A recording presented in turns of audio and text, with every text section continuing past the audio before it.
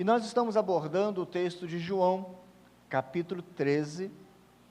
Se for para se situar, seria a quinta-feira que antecede a chamada Sexta-feira da Paixão, onde Cristo está junto com seus discípulos, e ali ele está para celebrar a ceia, e nesse momento ele faz algo que os discípulos não entendem muito bem, mas que tem um cunho profético, algo que aponta para a frente, que é o lavar os pés dos discípulos. Não é algo que precisamos replicar, não é essa necessidade, mas precisamos entender. E vamos dar uma olhada específica naquilo que João trata, aqui no capítulo 13, que diz assim: um pouco antes da festa da Páscoa, sabendo que Jesus, que havia chegado o tempo em que deixaria este mundo, iria para o Pai, tendo amado os seus que estavam no mundo, amou-os até o fim. Estava sendo servido o jantar, e o diabo já havia induzido Judas Iscariotes, filho de Simão, a trair Jesus. Jesus sabia que o Pai havia colocado todas as coisas debaixo do seu poder, e que viera de Deus, e que estava voltando para Deus. Assim, levantou-se da mesa, tirou a sua capa e colocou uma toalha em volta da cintura. Depois disso, derramou água numa bacia e começou a lavar os pés de seus discípulos, enxugando-os com a toalha que estava em sua cintura. Chegou-se a Simão Pedro, que lhe disse: Senhor, vais lavar os meus pés? Respondeu Jesus: você não compreende agora o que estou lhe fazendo, mais tarde, porém, entenderá. Disse Pedro: não, nunca lavarás os meus pés. Jesus respondeu: se eu não lavar, ou melhor, se eu não os lavar, você não terá parte comigo. Respondeu Simão Pedro: então, Senhor, não apenas os meus pés, mas também as minhas mãos e a minha cabeça. Respondeu Jesus: quem já se banhou, precisa apenas lavar os pés, todo o seu corpo está limpo. Vocês estão limpos, mas nem todos. Pois ele sabia quem iria traí-lo, e por isso disse que nem todos estavam limpos. Quando terminou de lavar-lhe os pés, Jesus tornou a vestir sua capa e voltou ao seu lugar. Então lhes perguntou: vocês entendem o que lhes fiz? Vamos orar ao nosso Deus. Senhor nosso Deus e Pai, trata, Deus, esta grande e importante verdade em nossos corações. Imploramos o teu favor. Nós oramos em nome e por amor de Cristo Jesus. Amém. Irmãos, nós trabalhamos um conceito no último encontro, que está totalmente explícito nesse texto, que é o tratamento que Cristo faz no coração orgulhoso de seus discípulos. Os discípulos estavam ali, os irmãos sabem muito bem, quem deveria lavar os pés deveria ser um servo, um empregado daquela casa, porque era hábito, era algo normal, quando os convidados chegavam, os pés deles eram lavados pelos serviçais. Mas os discípulos, pensando entre si, e isso era um pensamento muito claro, porque o texto anterior fala sobre isso, que quem seria o maioral, quem seria o melhor, quem seria aquele que estaria na melhor posição no reino dos céus. Os discípulos conversavam entre eles sobre isso. Então parece-me que Cristo, tentando ensinar, dramatizando esta verdade, não somente esta, mas esta verdade, E ele vai e lava os pés dos discípulos, se colocando como o cordeiro servo. Falamos já sobre o tratamento do orgulho, e agora nós vamos abordar uma outra temática, a humilhação. Permaneça por mais um momento nesse comentário de João. Jesus, sabendo que o Pai tudo confiara em suas mãos, o texto fala que o Pai confiara tudo nas mãos de Cristo, ou seja, testificando a divindade do nosso Senhor Jesus Cristo, e é por isso que João tem o intuito de escrever o seu evangelho. João, ele é o último dos discípulos, todos os evangelhos já estavam sendo conhecidos plenamente há anos pela igreja primitiva. Então João, ao escrever esse evangelho, que leva o seu nome, mas que é de Cristo Jesus, João ele escreve para combater uma heresia, onde eles tinham como prerrogativa não aceitar a dupla natureza de Cristo. Cristo 100% homem e 100% Deus. Porque havia uma influência muito grande também da tendência helenista, ou seja, da cultura onde o domínio grego tinha feito nas mentes. Eles tinham a ideia, o conceito seguinte: corpo ruim, a alma boa, espírito bom, corpo ruim. Se Cristo veio em corpo, ou seja, se Deus se fez carne, e logo é assim que o Evangelho de João é apreciado, e o Verbo se fez carne e habitou entre nós, cheio de graça, cheio de formosura. João já mostra para que veio, João entrega já a sua prerrogativa, João já mostra a sua tese. Ele diz então o seguinte: eu estou mostrando para vocês que Deus se faz carne sim. E aqui nesse texto, mesmo sendo Deus, ele lava os pés de seus discípulos. Se você fosse terminar essa frase, qual frase? Jesus, sabendo que que ele veio do Pai, e que o Pai entregou tudo em suas mãos. Se eu fosse terminar essa frase, se você fosse terminar, certamente escreveria assim: ele então apresentou a majestade daquele que possui toda a autoridade. Jesus poderia bater no peito e dizendo: olha só, agora, para vocês, eu quero falar uma grande verdade, o Pai me entregou tudo em minhas mãos. Mas não foi isso que ele fez, não foi. O que aconteceu foi que o profundo conhecimento de que ele é o Senhor de todas as coisas, o Filho de Deus, se humilhou. Ele retira parte da sua vestimenta, então vai ao canto da sala, onde ele enche uma jarra de água, entorna numa pequena bacia, toma uma toalha em sua cintura, e provavelmente o único som que há ali é o som da água sendo derramada na bacia. O silêncio domina. Olha o quadro, o nosso mestre lavando os nossos pés, ou se preparando para isto. O pensamento dos discípulos estava literalmente focado naquilo que Cristo iria fazer. E Jesus começa a lavar os pés dos discípulos, os quais eram orgulhosos demais para lavar os pés uns dos outros. Aqui, em um ato surpreendente, o Filho de Deus, e não entendendo o Filho de Deus como simplesmente uma herança de Deus, não, o Filho de Deus com F maiúsculo, sendo o título de Cristo, sendo o próprio Deus, o Verbo que se fez carne, ele então, de forma voluntária, se entrega na humildade. Ao analisar essa cena, podemos ajudar a entender o comentário de Paulo. E qual é o comentário de Paulo? Lembra? Lá de Filipenses capítulo 2, verso 7, e ele a si mesmo se esvaziou.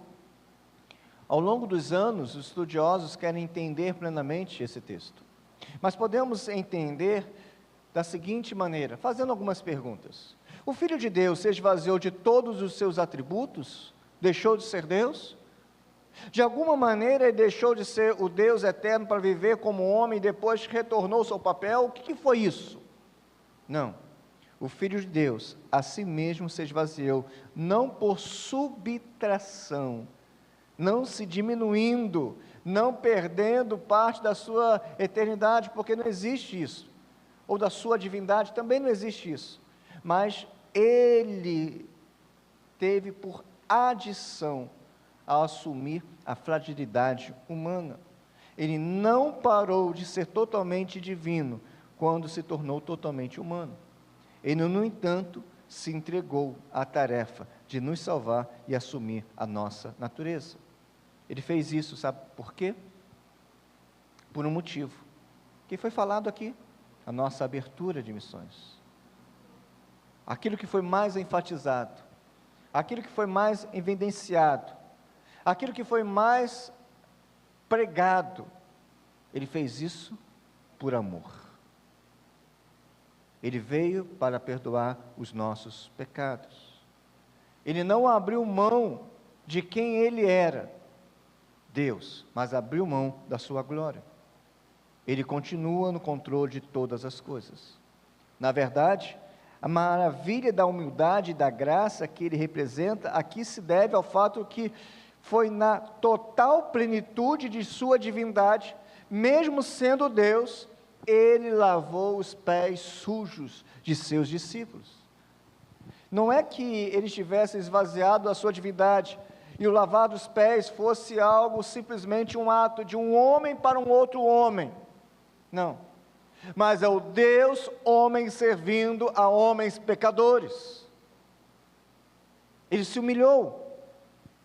E essa humilhação é a humilhação que se identifica com a humilhação da cruz.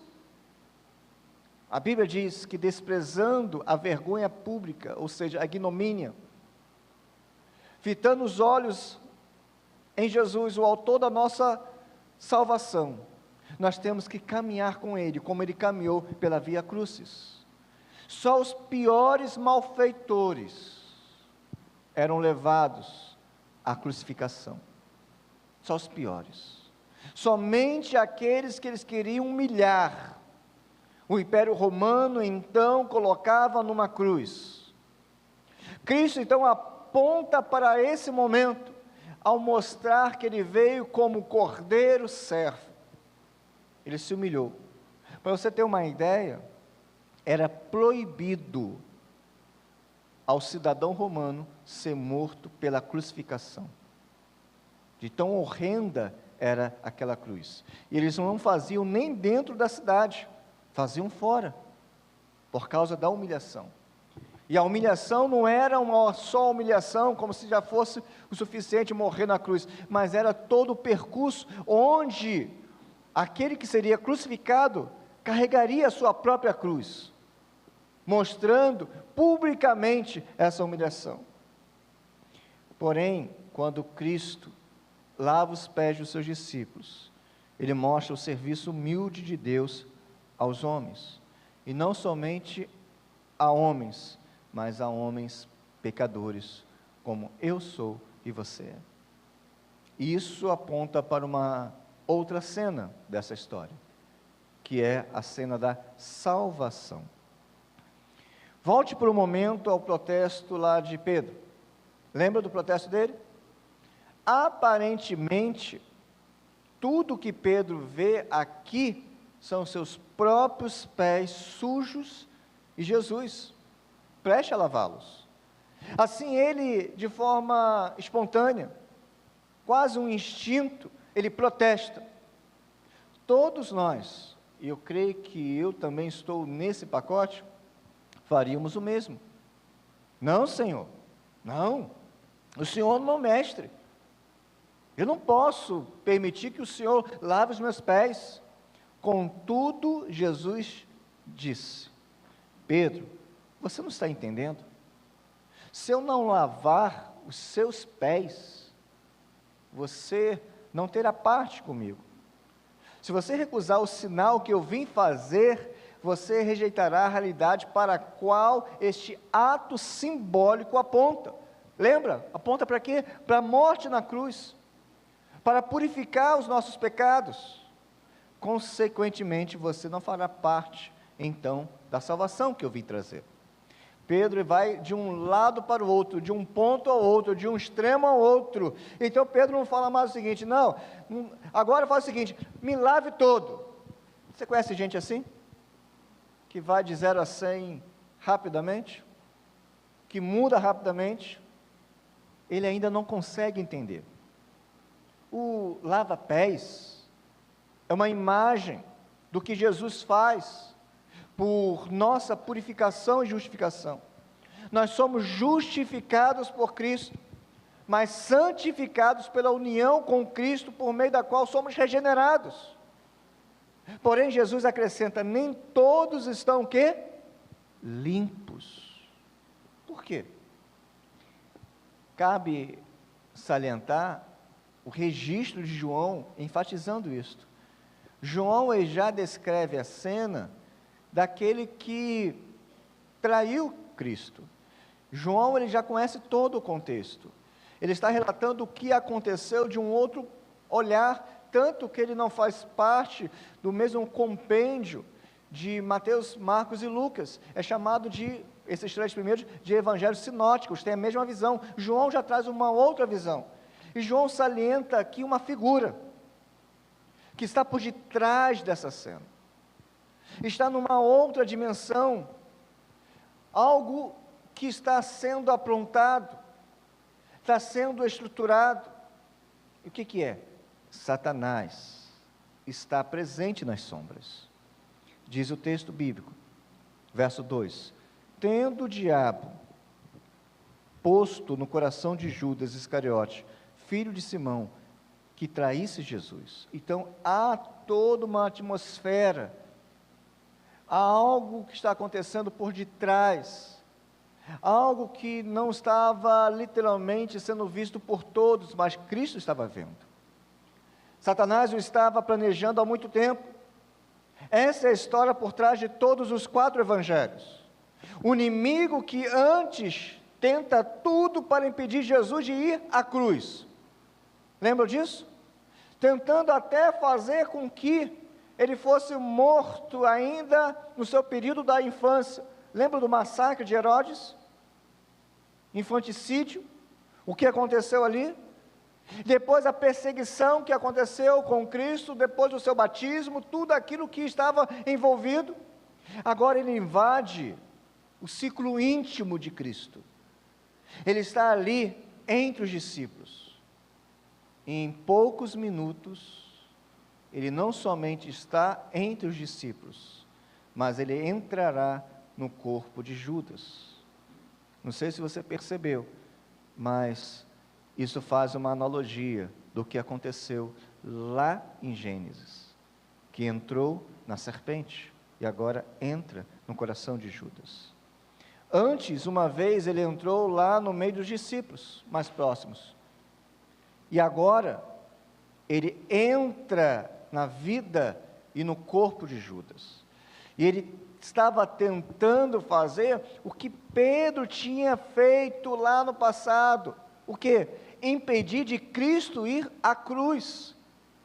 Vocês lembram do texto bíblico? Lá em Mateus 16, quando Pedro diz para Jesus parar de falar sobre a morte dele, e então fala o seguinte: não, o senhor não vai para a cruz, e Jesus o repreende dizendo, para trás de mim o quê?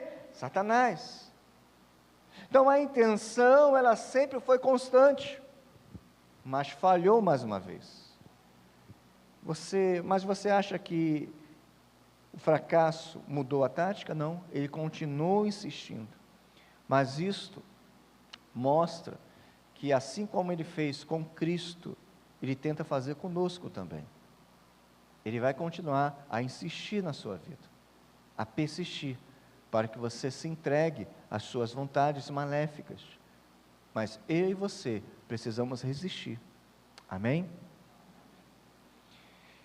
O interessante, quando João deixa claro esta vontade maléfica, Jesus então ele dá uma despedida, ele fala com Judas. Ele fala assim: o que pretendes fazer, faze-o depressa. Esta não será a última indicação de João a nos oferecer uma afirmativa, que tudo está nas mãos do Senhor. Imagine o quadro: Jesus, sabendo que o diabo entrara no coração de Judas, sabendo que Judas iria traí-lo, Jesus poderia dizer o seguinte: ó, você, fica aqui, não saia. Não fez isso.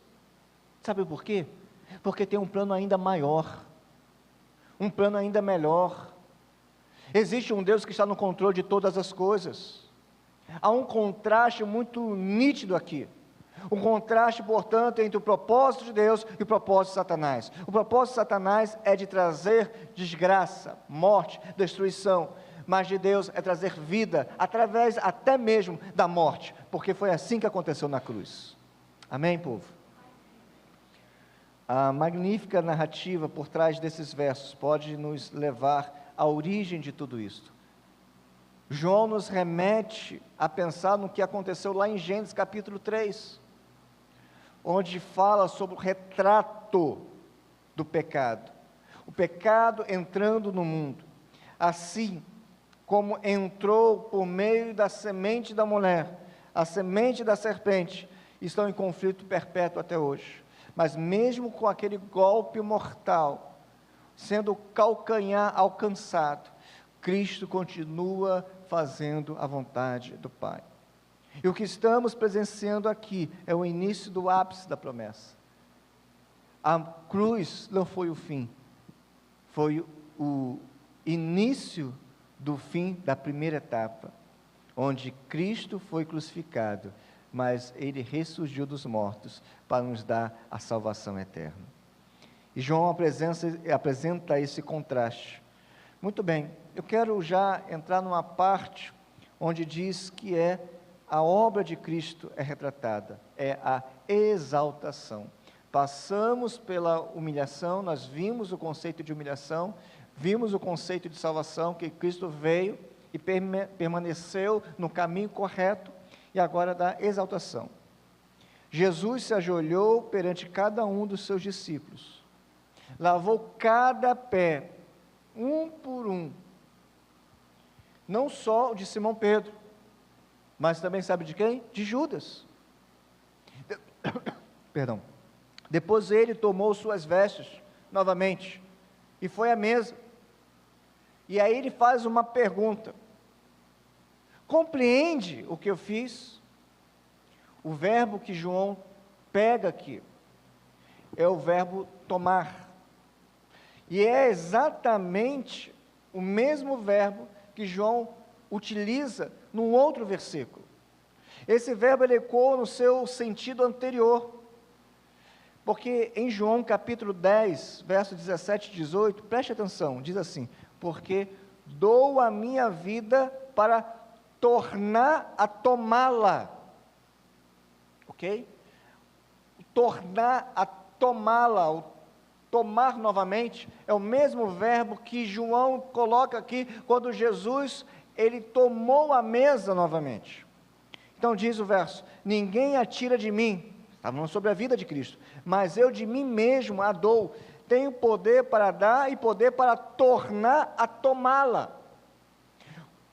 A imagem vívida de Jesus está sendo apresentada aos seus discípulos. Então Jesus, depois do ato da humilhação, qual será a próxima?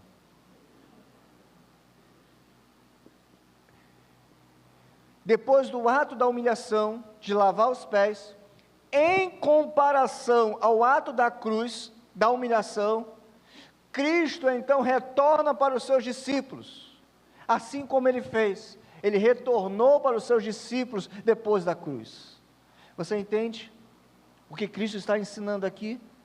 Cristo está exercendo aqui uma didática, Cristo está dramatizando, que depois da humilhação, há a exaltação, depois da morte, a vida em Cristo Jesus.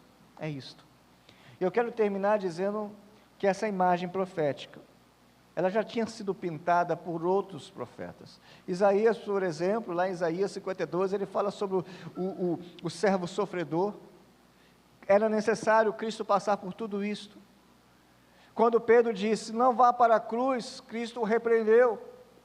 Mas quando Judas se levantou, Cristo disse, vai, faça o que você tem que fazer rapidamente. Sabe por quê? Porque Deus, o nosso Deus, o Deus Todo-Poderoso, o Deus que nós conhecemos, na pessoa de Cristo, Ele já passou desse estágio da humilhação para o estágio da glorificação. Nós não o veremos mais com as suas chagas, não o veremos mais com aquele que carrega as dores, mas veremos como aquele que tem os seus olhos como chamas de fogo. Devido à sua humilhação, que culmina em sua morte e sepultamento, Deus o exaltará sobre todos e lhe dará um nome que está acima de todos os nomes. Um dia, ao nome de Jesus, todo joelho, querendo ou não querendo, se doblará nos céus, na terra e debaixo da terra. Toda língua confessará que Ele é o Senhor. Cristo será coroado Senhor de todos. Você crê nisto? Então nós fechamos e entendemos que o Senhor, Ele tratou o coração dos discípulos, como também trata o nosso coração. Que o orgulho não deve ser algo que pertença a um coração regenerado. Um coração regenerado não é orgulhoso, é quebrantado. Cristo trata, nos mostrando sobre a salvação, que era preciso, como um Cordeiro Santo, ser imolado lá na cruz do Calvário. A cruz não é mais o símbolo da humilhação, mas é o símbolo da vitória. E um dia, todo joelho se dobrará, toda língua confessará que Jesus Cristo é o Senhor. Exaltado seja o Cordeiro Santo de Deus. E nós, a nossa alma, nosso espírito, anseia por isto. Que essas grandes verdades norteiem o nosso coração. Que essa palavra venha estar sendo tratada no seu coração. O que Deus quer tratar? Será que nós sabemos exatamente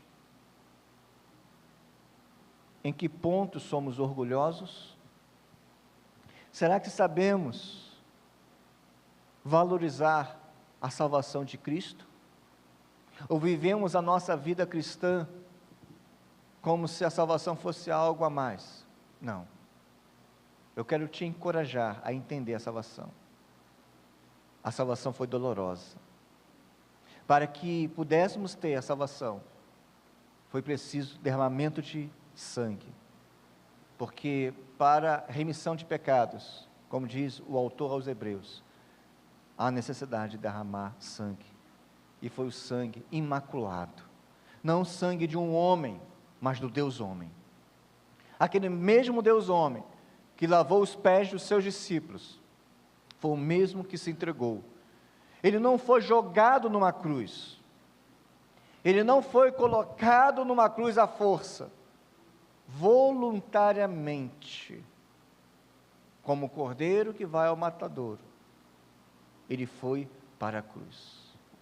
E ele fez isso baseado em um só sentimento, em amor.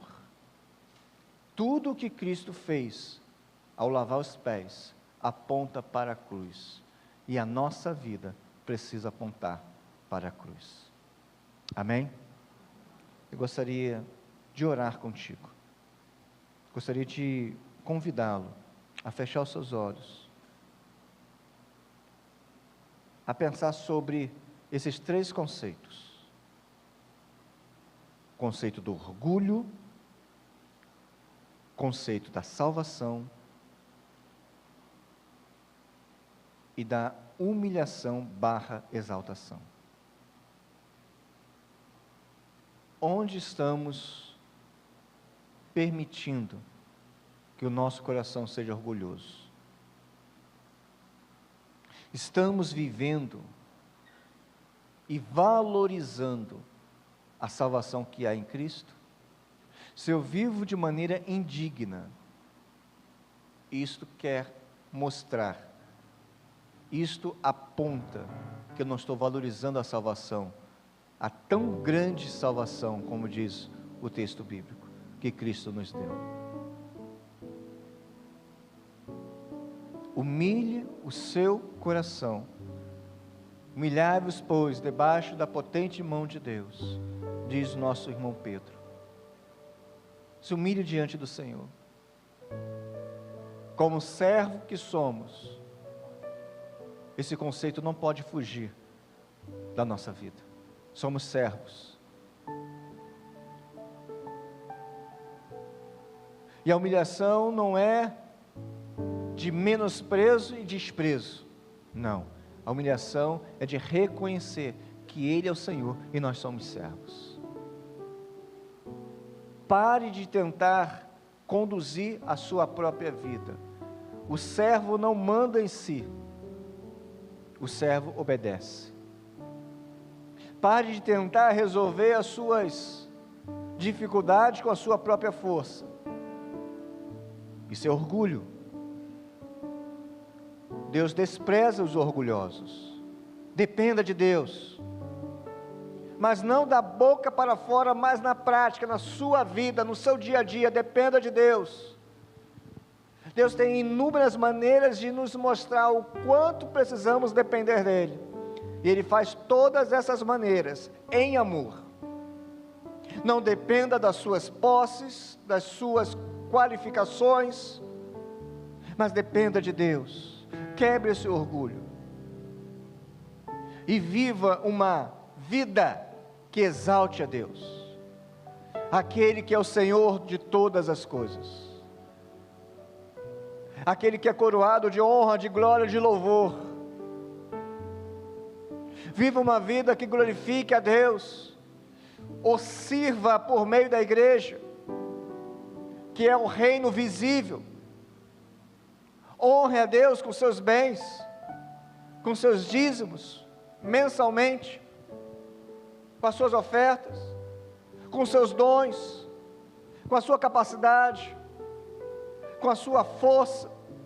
A Bíblia diz, ainda mais para um público específico, fala para os jovens: jovens, vós sois fortes, honre ao Deus Todo-Poderoso com a energia vital que você tem, honre ao Senhor. Não permita que você saia daqui da mesma maneira que você entrou. Deus tem te dado tanto, Deus tem te acompanhado, sendo esse Deus paterno, cuidador,